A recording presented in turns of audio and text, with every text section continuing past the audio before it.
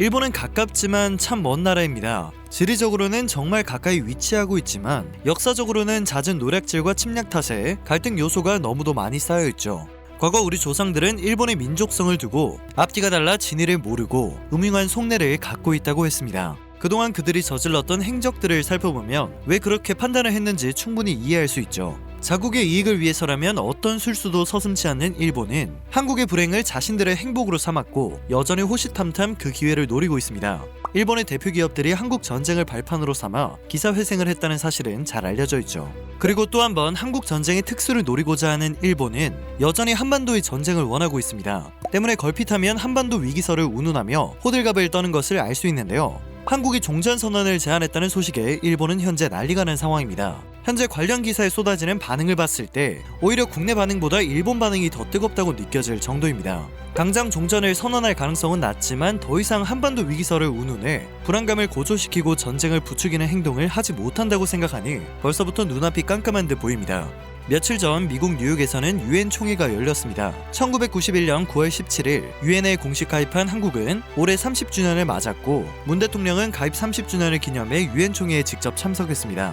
우리나라 정상으로는 처음으로 5년 연속 유엔 총회에 참석하며 달라진 대한민국의 위상을 각인시켰죠. 특히 지속가능 발전 목표 모멘트 행사에서의 연설은 유일한 국가 정상으로서의 참석이었고 이는 전체 유엔 가입국들 정상들을 대표하는 것이라 그 의미를 더했습니다. 그리고 이러한 일은 유엔에서 정상들을 대표해 한국의 대통령이 참여를 해줬으면 좋겠다고 요청을 한 것으로 알려져 국제사회에서 높아진 우리나라의 위상을 실감하게 해주었습니다. 그리고 다음날 기조 연설에서 한반도 종전선언이 언급되었습니다. 사실 종전선언을 처음 언급한 건 2018년이었고 작년에도 한반도 평화의 시작은 종전선언이라며 국제사회의 한반도 종전선언에 대한 지지를 호소했는데요. 올해는 이전보다 훨씬 구체적인 제안이 들어가게 됩니다. 한반도 종전선언을 위해 국제사회가 힘을 모아줄 것을 다시 한번 촉구하며 남북미 3자 또는 남북미 중 4자가 모여 한반도에서의 전쟁이 종료되었음을 함께 선언하길 제안한 것입니다. 종전선언의 주체가 훨씬 구체적으로 언급되었다는 것을 알 수 있습니다.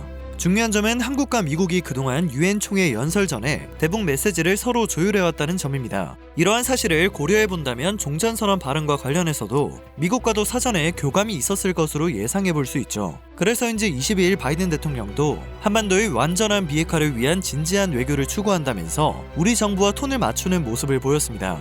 또 중국이 종전선언 주체로 처음 언급됐다는 점도 주목할 만한 부분인데요. 최근 왕이 외교부장이 한국을 방문해 문 대통령을 만났다는 점을 고려해본다면 종전선언 언급과 관련해 중국과 사전에 어느 정도 교감이 있었을 가능성이 있습니다.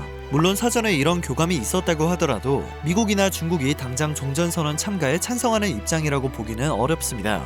특히 미국은 북한이 비핵화와 관련한 뚜렷한 움직임을 보이지 않으면 종전선언을 고려할 수 없다는 입장을 일관되게 밝혀왔죠. 그러나 일본이 이번 종전선언 언급에 대해 크게 긴장하는 이유는 미국 국방부 대변인이 종전선언 논의에 열려있다는 입장을 밝혔다는 사실 때문입니다. 23일 존 커비 미국 국방부 대변인은 브리핑에서 종전선언에 대한 입장을 묻는 질문에 미국은 북한과의 대화와 외교를 통해 한반도의 항구적인 평화를 달성하기 위해 계속 노력하고 있다며 우리는 계속해서 북한과의 관여를 모색하고 있고 종전선언 가능성에 대한 논의에 열려있다고 답했습니다. 또 한반도의 완전한 비핵화라는 우리의 목표는 늘 그래왔듯이 유지된다고 덧붙였습니다. 커비 대변인의 이러한 발언 직후 국방부 대변인실은 종전선언에 대한 입장 확인을 요청하는 본보 질의에 다시 미국은 북한과의 대화 및 외교를 통한 한반도의 지속적인 평화 달성에 전념하고 있다는 기존의 원론적 답변을 내놨지만 일본은 찜찜한 기분을 털어내지 못하고 있는 것입니다. 이에 대해 한국 정부는 과거에는 정전협력이 평화협정으로 넘어가기 위한 평화협상 과정 중에 종전선언이 있는 것이라 문제가 단순했지만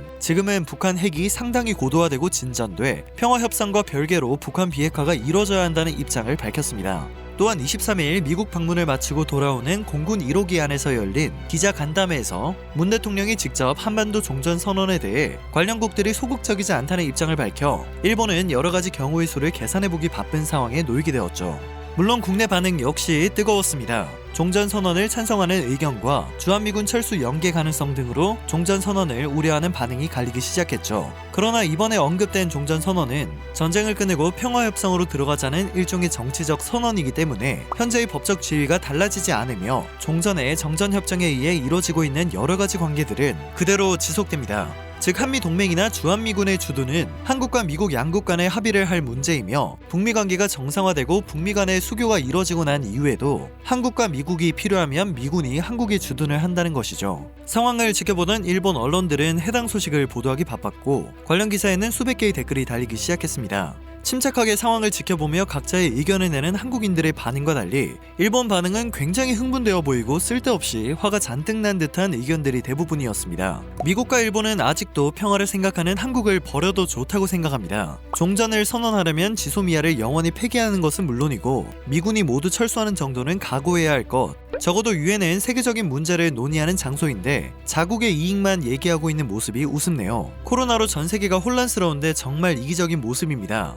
한국 너희 혼자 해결할 수 있는 일이 아니다. 그만 나대주었으면 한다는 의견은 수백 개의 공감을 얻고 있었습니다. 그리고 24일 북한의 입장이 전해지자 이러한 반응은 다행이다. 그럴 줄 알았다는 식의 반응으로 변하기 시작했습니다. 24일 리태성 외무성 부상 명예의 담화가 오늘 조선중앙통신에 게시됐는데요. 리 부상은 담화에서 미국의 적대시 정책이 바뀌지 않는 한 종전을 10번 선언한다고 해도 달라질 것은 하나도 없으며 아직은 종전을 선언할 때가 아니라고 밝혔습니다. 즉 미국의 대북 적대시 정책이 남아있는 한 종전 선언은 허상에 불과하고 시기상조라는 부정적인 입장을 내놓은 것입니다. 경제를 발전시킬 능력도 없으면서 기회가 와도 잡지 못하는 멍청한 모습입니다만 일본은 누구보다 이러한 북한의 고집을 환영하는 듯 했습니다.